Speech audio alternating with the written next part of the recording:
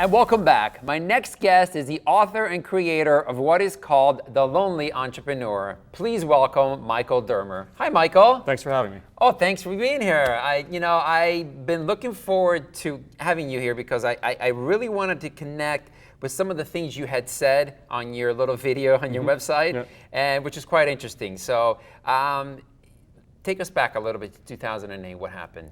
So I had started the first company to do rewards for healthy behavior, rewarding people for being healthy. Started that in the early 2000s. Which is a great idea, by the way. Didn't exist at the time, so we really fought the healthcare industry to get them to do it. Fought for years and years and years, and about 10 years in, we were really starting to get real momentum, and we raised a bunch of private equity money. But we raised it on October 15th, 2008. Oh, God. So after 10 years of blood, sweat, and tears, blood, sweat, and tears, our business basically collapsed. And it took us 2 years of basically working 20 hours a day to save what we had spent 10 years building. Wow. And so we battled through that, and over the course of that 2 years really fought and scrapped like a lot of people did during that time. Right, yeah, of course. Built it back up and then sold it ultimately in 2013.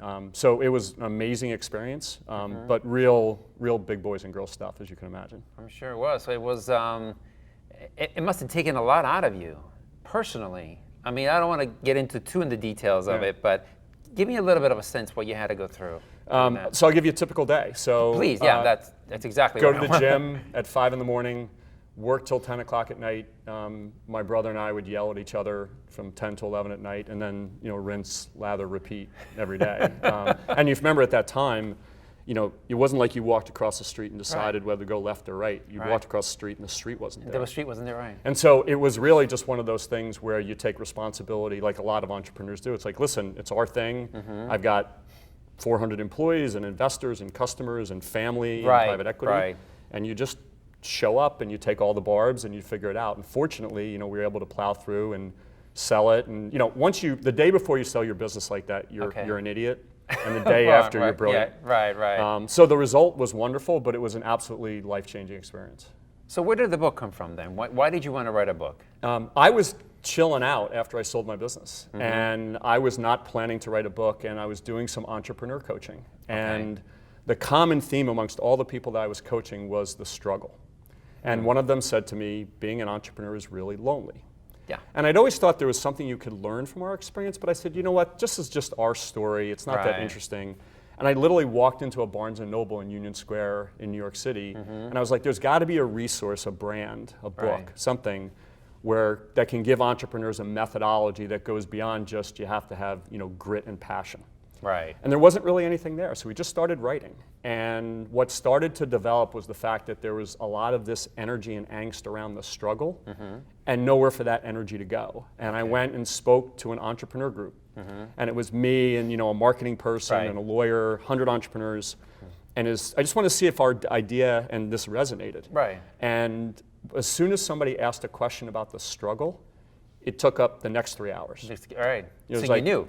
We just knew, a friend of mine calls it Desperate Housewives for Entrepreneurs. I like that. That the energy's there. And there's these people with these you talked about my experience. Yes.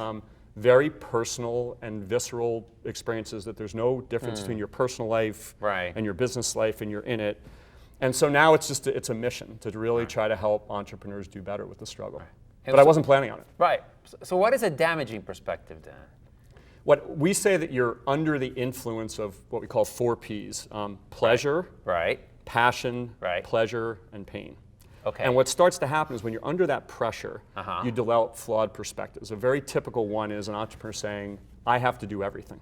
Yes. Right. Yes. But you know that when you do everything, ultimately that's going to stunt your business and prevent it from growing. Right. So when you're under that pressure and under the influence of these 4 Ps, when you develop those flawed perspectives, it actually makes you do worse. Really? Right? I'll give you one from during those 20-hour days, people would say, you got to sleep more. And I would say what a typical entrepreneur would say, who has time to sleep? Who has time to sleep, right. And then I literally fell asleep on a couch in my office at 4:30 one day for a half hour, and I felt so much better. Really? So you develop all these perspectives. Some of them are how you manage your day. Some of them are big picture strategic. Okay. But they're flawed because when you're under the pressure, you go, no one understands, nobody cares as much as I do. Right. Unless you've missed payroll, you don't really get it. Right. And you get in this bubble, and the perspectives you're developing are really flawed, and they actually stunt your progress. So can you have a methodology Right. that says, okay, understand that you have these flawed perspectives, and then how do you change them to do better. Are you going to write a second book? I think we are. One of the I think pieces you of should. feedback we got was, I don't know if you know the For Dummies series, like for computers. Yes. Yellow cover, the black cover. Yes, I remember. What people have really asked us for is we want the lonely entrepreneur for filmmakers, and the lonely entrepreneur for fitness professionals, and the lonely entrepreneur I love that already. So just the idea that, yes, there's general things that we can all apply, but think about all the people around your world, fitness professionals, yoga instructors that are all trying to figure out, how do I run a business? So that's the piece of feedback we've gotten, is they'd love to see like a bunch of frequent books around these different types of things. So it should be interesting. Well, listen, we're out of time, but I want to thank you for being here, and I'm going to start reading this very shortly, and good luck with it. Really. Thank you very much. All right, thank you. All right, guys, don't go anywhere. My healthy lifestyle tip of the week returns after the break. See, I like how you do it, baby.